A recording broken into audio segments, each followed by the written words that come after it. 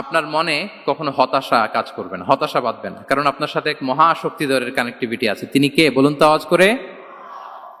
তিনি আল্লাহ। হতাশা আসবে না।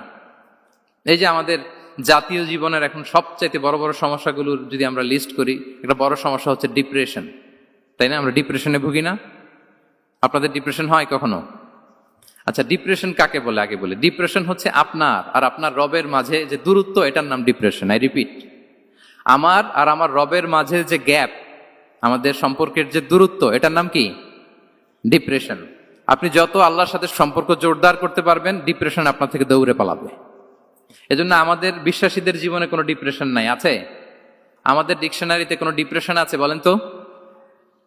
আমাদের সাথে আল্লাহর সম্পর্ক কেমন বলেন? মজবুত? আলহামদুলিল্লাহ পড়ুন সবাই। তাহলে ডিপ্রেশন হচ্ছে আপনার আর আপনার রবের মাঝে যে দূরত্ব, এই দূরত্ব দূর করে দেন, ডিপ্রেশন আপনিই পালাবে। দ্বিতীয় হিজরিতে যে বদরের যুদ্ধ হলো, সে বদরের যুদ্ধে ইবনে মাসউদ রাদিয়াল্লাহু তাআলা আনহু তিনি বর্ণনা করেন যে আল্লাহ রাসূল সাল্লাল্লাহু আলাইহি ওয়াসাল্লাম আগামীকাল যুদ্ধ এর আগের দিন রাতে তিনি হাত তুলে এরকম দোয়া করতেছিলেন। আমরা তো এইভাবে দোয়া করি। আল্লাহর হাবিব সাল্লাল্লাহু আলাইহি ওয়াসাল্লাম তিনি দোয়া করতে করতে ইমোশনালি হাত এরকম উঁচু করে, হাত্তা ইউরা বায়াদ ইবতাইহি, বগলে শুভ্রতা দেখা যাচ্ছিল, উনি দোয়া করতেছিলেন, আল্লাহুম্মা আনজিজ লি মা ওয়া'আতানি, আল্লাহুম্মা আতিনি মা ওয়া'আতানি, আল্লাহ তুমি যে বিজয় দিবে বলে প্রতিশ্রুতি করেছিল, ওই বিজয় আমাদেরকে দাও, ওই ভিক্টরি আমাদেরকে দাও। দোয়া করছিলেন।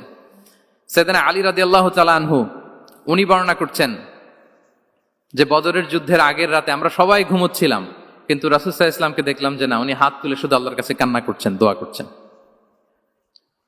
আবু বকর রাদিয়াল্লাহু তাআলা আনহু উনি বলেন যে আমি যে দেখলাম যে তিনি ফজর পর্যন্ত দোয়া চালিয়েই যাচ্ছিলেন, দোয়া চালিয়েই যাচ্ছিলেন, দোয়া কন্টিনিউ করছিলেন তিনি।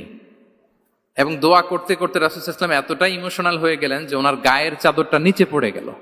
আবু বকর রাদিয়াল্লাহু তাআলা আনহু যে বলেন, ইয়া নবী আল্লাহ, কাফাকা মুনাশাদাতুকা রাব্বাক ফাইন্নাহু সায়ুনজিজু লাকা মা ওয়া'দাক।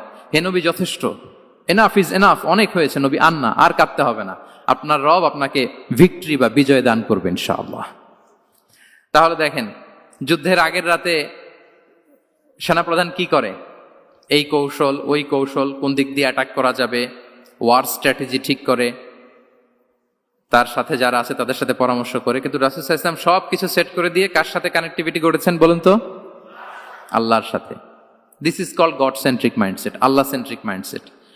আমার হৃদয়টা সবসময় কার সাথে জুড়ে থাকবে? আল্লাহর সাথে। কারণ উনি ছাড়া আমার কোনো ঠিকানাই নেই। আমরা যে কোনো পরিস্থিতিতে যেভাবেই থাকি না কেন, আমরা বিপদে আপদে সবসময় ভরসা রাখবো কার উপর? এটাই হচ্ছে গড সেন্ট্রিক বা আল্লাহ সেন্ট্রিক মাইন্ডসেট। রাসূল সাল্লাল্লাহু আলাইহি ওয়াসাল্লামের একটা আদত, তিনি যখন যুবক, মক্কায় এক ইয়ামানি লোক ব্যবসা করতে এসে তার প্রোডাক্ট বিক্রি করার পরে, আস ইবনে ওয়াইল নামে এক লোকের কাছে বিক্রি করার পরে যখন দাম চাইতে গেল, আস বলে, আরে বেটা, আমরা মক্কার সন্তান, আমরা দাম দিব না। তো সে ভাবলো হয়তো আমার সাথে ঠাট্টা করেছে, হজের মৌসুম যাক, বেচাকেনা শেষ করে যাওয়ার পথে দামটা নিয়ে যাব। সে ফেরার দিন আবার গেল যে আমার তো জিনিসের দামটা আপনি দিলেন না। সে বলে, আমরা এই ভূখণ্ডের মালিক, আমরা দাম দেই না, এটা তো বড় জুলুম। সে কান্নাকাটি শুরু করলো। তার এই কান্নাকাটি দেখে আল্লাহ রাসূল সাল্লাল্লাহু আলাইহি ওয়াসাল্লাম ওনার চাচা জুবাইর ইবনে আব্দুল মুত্তালিব সহ ইয়াং স্টার যারা আছে, দ্য ইয়ুথ অব মক্কা, তাদের সবাইকে নিয়ে একটা সোসাইটি করলেন। এই যে আমরা হালাফুল ফুদুলের নাম শুনি না, যেটা বাংলায় আমরা কি বলি? হিলফুল ফুজুল। এই নামে তো অনেক সংগঠন আছে বাংলাদেশে, কি বলেন? যুবকরা কোনো সংগঠন করলে কমনলি এই নামটা পছন্দ করে, হিলফুল ফুজুল। আসলে এটার মূল নাম ছিল হালাফুল মুত্তাইয়িবিন। তিব মানে হচ্ছে রং। রাসূল সাল্লাল্লাহু আলাইহি ওয়াসাল্লাম সবাই মিলে, তখন জাহিলি যুগে একটা কালচার ছিল, বালতি ভর্তি রঙের ভেতরে হাত ঢুকিয়ে দিত, দিয়ে এই রং সমেত হাতটা তারা পাথরের মধ্যে লাগাতো, সবার হাত ওইখানে দিত। মানে আমরা হাতে হাত রেখে কমিটেড, আমরা ঐক্যবদ্ধ হলাম। সেখান থেকে হয়েছে হালাফুল মুত্তাইয়িবিন, থেকে হালাফুল ফুদুল। ওনারা বলল যে না, আমরা সবাই থাকবো মাআল মাজলুমি দিদ্দা যালিম, আমরা মজলুমের পক্ষে থাকবো, জালেমের বিপক্ষে থাকবো। এবং যেই প্রতিজ্ঞা ওই কাজ, সবাই মিলে আস ইবনে ওয়াইলকে ধরলো, তার কাছ থেকে টাকা আদায় করে ওই ইয়ামানি ব্যবসায়ীর কাছে পৌঁছে দিয়ে তিনি মাজলুমকে সহায়তা করেছেন। সুবহানাল্লাহ। এবং এই টেন্ডেন্সি, এই জুলুম, চাঁদাবাজি যেগুলো ছিল মক্কার জমিনে, রাসূল সাল্লাল্লাহু আলাইহি ওয়াসাল্লাম এই সোশ্যাল রিফর্মের মাধ্যমে এটাকে সংস্কার করেছেন। তাহলে এই যে রিফর্ম সেন্ট্রিক আমাদের হইতে হবে। আমাদের সমাজেও এখন চাঁদাবাজি আছে না নাই বলেন? খুন খারাপি আছে না নাই, সামাজিক অনাচার, তাহলে ঐক্যবদ্ধ হইতে হবে আমাদেরকে রিফর্মের জন্য। যুবক যারা আমরা আছি, যাদেরকে আল্লাহ আমাদের বলার সুযোগ দিয়েছে, লেখার সুযোগ দিয়েছে, ফিল্ডে কাজের সুযোগ দিয়েছে, আমরা সবসময় মজলুমের পক্ষে থাকবো, আমরা সবসময় জালেমের বিপক্ষে থাকবো। আমাদের নীরবতা আর আমাদের নিশ্চুপ থাকাই জালিমদেরকে আরো বড় বড় জালিম বানিয়েছে। এজন্য নাহনু মাআল মাজলুম দিদ্দাল জালিম, এটা হচ্ছে আমাদের স্লোগান। আমরা কাদের সাথে? মজলুমের সাথে। আওয়াজ করে বলেন, কার সাথে? ইত্তাকু দাওয়াতাল মাজলুম। রাসূলুল্লাহ সাল্লাল্লাহু আলাইহি ওয়াসাল্লাম বলেন, তোমরা মাজলুমের কান্নাকে ভয় করো, কেননা মাজলুমের কান্না আর আল্লাহর মাঝে কোনো ফারাক থাকে না, কোনো পর্দা থাকে না, বদদোয়া করলেই কবুল হয়ে যায়। তাহলে এভাবে রাসূলুল্লাহ সাল্লাল্লাহু আলাইহি ওয়া আলিহি ওয়াসাল্লাম তিনি সোশ্যাল রিফর্ম করেছেন। আমরা যদি ওনার পলিটিক্যাল রিফর্মের দিকে তাকাই, তাহলে দেখব যে আমরা যদি কনস্টিটিউশন অফ মদিনার কথা বলি, মদিনার কনস্টিটিউশন, এটা কিন্তু রাসূল সাল্লাল্লাহু আলাইহি ওয়াসাল্লাম করেছেন। মদিনা চার্টার, এত চমৎকার চার্টার পৃথিবী আর দেখেনি। ওইটা থেকেই এখন সব গোটা বিশ্বের সংবিধান। এই যে আমাদের সংবিধান সংস্কার কমিশন আছে না একটা, নিশ্চয়ই তারা ওইটা থেকে অনেক বেনিফিটেড হতে পারবেন। আমাদের যে মদিনা চার্টার রাসূল সাল্লাল্লাহু আলাইহি ওয়াসাল্লাম নিজে করা, এবং এটা একটা ইনক্লুসিভ চার্টার ছিল। মুসলিম, পেগানস, জুইশ, সব ধর্মের মানুষকে নিয়ে তিনি মদিনাতে ওয়ান উম্মা ঘোষণা দিয়েছিলেন। One Umma, we are one উম্মা। হোক তুমি পেগান মুশরিক, হোক তুমি জুইশ মানে ইহুদি, হোক তুমি মুসলিম, তুমি যেই ধর্মের হও না কেন, মদিনাকে রক্ষা করতে যে আমরা সবাই মিলে উম্মা ওয়াহেদা, আমরা সবাই মিলে কি উম্মা ওয়াহেদা। পৃথিবীর অনেক দেশ এই আইডিওলজিকে ধারণ করে হু হু করে এগিয়ে গিয়েছে। মালয়েশিয়াতে 3টা রেস, আমি তো প্রায় এক যুগ ওখানে, আমার 2টা ডিগ্রি ওখান থেকে, মাস্টার্স পিএইচডি। আমি কাছ থেকে তাদেরকে দেখার সুযোগ পেয়েছি। ওখানে মালয়েরা আছে, তামিলরা আছে, চাইনিজরা আছে, 3 জাতি মিলে ওদের স্লোগান হচ্ছে সাতু মালয়েশিয়া। মালয় ভাষায় সাতু মানে হচ্ছে ওয়ান, মালয় ভাষায় সাতু মানে কি ওয়ান। সাতু মালয়েশিয়া মানে আমরা হতে পারি চাইনিজ, হতে পারি তামিল, কিংবা হতে পারি মালয় ভূমিপুত্রা, কিন্তু সবাই মিলে দেশের স্বার্থে আমরা সবাই কি এক। এটাই লাগবে আমাদের নতুন বাংলাদেশে। জুলাই আপরাইজিং এর পরে আমাদের এই ঐক্যবদ্ধ থাকার বাংলাদেশ আমরা চাই কি চাই না বলেন? সাম্রাজ্যবাদকে রুখে দিতে, যে কোনো ষড়যন্ত্রকে রুখে দিতে ঐক্যবদ্ধ থাকার কোনো বিকল্প নাই, ঠিক কিনা বলেন? ঐক্যবদ্ধ থাকতে হবে আমাদেরকে, যেটা রাসূলুল্লাহ সাল্লাল্লাহু আলাইহি ওয়া আলিহি ওয়াসাল্লাম মদিনা চার্টারে আমাদেরকে শিখিয়েছেন যে আমরা ওয়ান উম্মাহ। তাহলে খারাপ নাম দেখলে চেঞ্জ করতেন, পলিটিক্যাল রিফর্ম করেছেন ওয়ান উম্মাহ গঠনের মধ্য দিয়ে। ফিনান্সিয়াল রিফর্ম যদি বলি, শুধু financial reforms by prophet Muhammad peace be upon him, এটা নিয়ে লম্বা কথা বলা যেতে পারে। শুধু একটা উদাহরণ দিয়ে শেষ করি। বিদায় হজের ভাষণে উনি সুদকে চিরতরে কবরস্থ করেছেন, সুদকে চিরতরে কবরস্থ করেছেন, এবং এটা অন্যের জন্য না, নিজের ঘর দিয়ে শুরু করেছেন। উনি বলেছেন যে এই হানাহানি রক্তপাত এটা বন্ধ, আমার গোত্রের একটা এরকম রক্তের দাবি আছে, এটা আমি শেষ ঘোষণা করলাম। এরপর বললেন যে সুদ কবর দিলাম, অন্য জায়গা থেকে না, আমার পরিবার থেকে। রাসূল ইসলামের চাচা স্বয়ং আব্বাস রাদিয়াল্লাহু তাআলা আনহুর অনেক সুদের ট্রানজাকশন ছিল, ইন্টারেস্ট, সুদের ব্যবসা ছিল। রাসূল সাল্লাল্লাহু আলাইহি ওয়াসাল্লাম বললেন আজকে থেকে এই সুদ আমি চিরতরে মাটির নিচে কবর দিয়ে দিলাম। আল্লাহু আকবার। দেখেন সোশ্যাল রিফর্ম। তাহলে পরিবর্তন করতে হলে আগে নিজের ঘর থেকে, আগে কোত্থেকে? নাকি ওই ফ্যামিলি থেকে? হ্যাঁ, আমাদের মধ্যে যেটা হয়, আমরা ওয়াজ নসিহত বা ভালো কথা শুনলেই এটাকে ধরে নিই যে এটা ওর জন্য, ওর জন্য, মানে প্রত্যেকটা ওয়াজই যে আমার জন্য হইতে পারে, প্রত্যেকটা নসিহাতের যে প্রাইম অডিয়েন্স আমি হইতে পারি, এইটা আমাদের মাথায় কেন যেন আসে না। আমরা কোনো ভালো নসিহত শুনলে আমরা ভাবি এটা আসলে সমাজে দরকার, ওর দরকার, আমার ভাইয়ের দরকার, কিন্তু এটা যে আমার দরকার, প্রতিটা নাসিহাতের প্রথম অডিয়েন্স হওয়া দরকার কে? আমি নিজে। তাহলে পরিবর্তন শুরু করতে হবে নিজ থেকে। ওর এই সমস্যা, ওর এই সমস্যা, ওর এটা, আরে মিয়া তোমার কি সমস্যা ওইটা বলো। শুধু ওর ওর না দেখে নিজেরটাও দেখতে হবে। দেখেন অন্যের দিকে এক আঙ্গুল দেখালে নিজের দিকে কয় আঙ্গুল যায় বলেন তো? এই যে নিজের দিকে কিন্তু 3টা। আমি যদি এরকম করি তা আমার দিকে আসে 3টা। এজন্য নিজ থেকে, নিজের ফ্যামিলি থেকে আমরা সংস্কার শুরু করব। কি বলেন? ওমর ফারুক রাদিয়াল্লাহু তাআলা আনহু যখন ফ্যামিলি মিটিং এ বসতেন, উনি ওনার সন্তানদেরকে বলতেন, শোনো, তোমরা খলিফাতুল মুসলিমিন, আমিরুল মুমিনিনের সন্তান, তোমাদের কোনো বাজে কাজ যদি সমাজে আসে, তোমাদের কোনো অন্যায় যদি আমার কানে আসে, অন্যের জন্য যা শাস্তি তোমাদের জন্য হবে ডবল শাস্তি। ওমর ফারুক সন্তানদেরকে বলতেন, তোমরা যদি কোনো ভুল করো, একটা যদি হদ কায়েম করা লাগে এমন অন্যায় যদি করো, একটা হচ্ছে আল্লাহর দেয়া হদ, আর একটা হবে আমি উমরের দেয়া হদ। আমার মতো খলিফাতুল মুসলিমিনের সন্তান হয়ে পাপ তুমি কেন করলে? দেখেন অন্যের বাচ্চা কি করছে, অন্যের, আমাদের তো ওই মেয়েটার সমস্যা, ওনার ছেলের সমস্যা, এগুলো আমার ছেলের যে কি অবস্থা, আমার পরিবারের যে কি হালাত, আমার স্ত্রীর যে কি দশা, ওইটা নিয়ে আমরা ভ্রুক্ষেপ করি না বা চিন্তা করি না। তাহলে সম্মানিত সুধী মণ্ডলী, আমরা পরিবর্তন শুরু করবো কোত্থেকে? অন্যের বাড়িঘর থেকে নাকি? হ্যাঁ, কোত্থেকে? নিজ থেকে। আল্লাহ তাআলা আমাদেরকে তৌফিক দান করুক। 5 নম্বরে হচ্ছে ওপেন মাইন্ডেড। আমার প্রিয় নবী বলেন ওপেন মাইন্ডেড ছিলেন না ন্যারো মাইন্ডেড?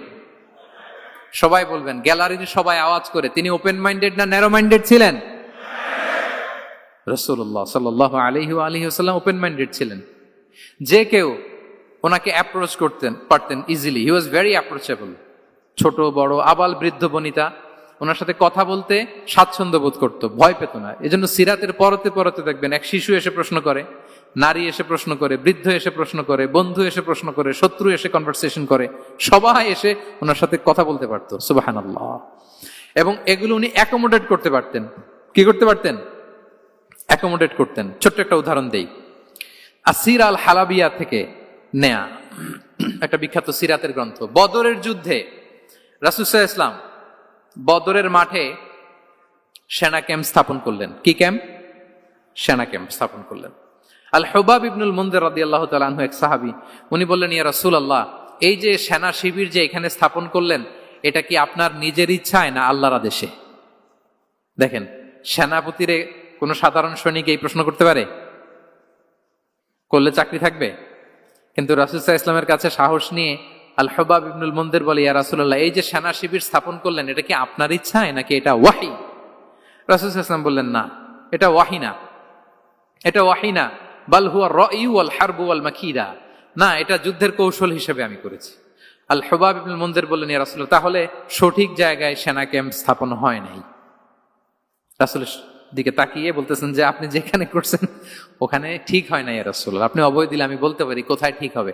রাসূল সাল্লাল্লাহু আলাইহি ওয়াসাল্লাম বললেন, তাই? আমি যেটা করছি এটা ঠিক হয় নাই, তাহলে কোনটা ঠিক বলো? উনি বললেন, ওই যে বদরে একটা কুয়া আছে যেখানে পানির ব্যবস্থা আছে, ওইটার সামনে ব্যারিকেড দিয়ে আমাদের শিবির করতে হবে।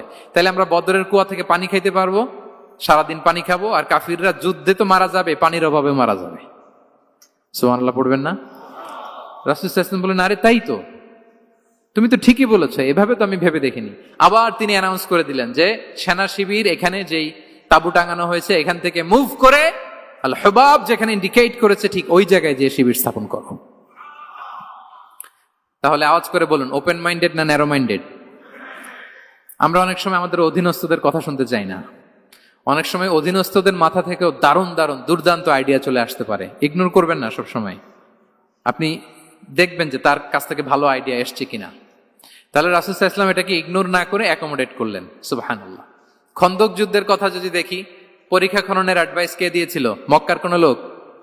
মদিনার? কে দিয়েছিল? সালমান আল ফারিসি। বাড়ি কোথায়? ইরান, পারস্য। হি ওয়াজ পার্সিয়ান বেসিকলি। তাহলে দেখেন, সেই পারস্য থেকে এসে বললেন যে এখানে পরীক্ষা খনন করলে ভালো হয়। 5.5 কিলোমিটার পরীক্ষা খনন করে ফেললেন।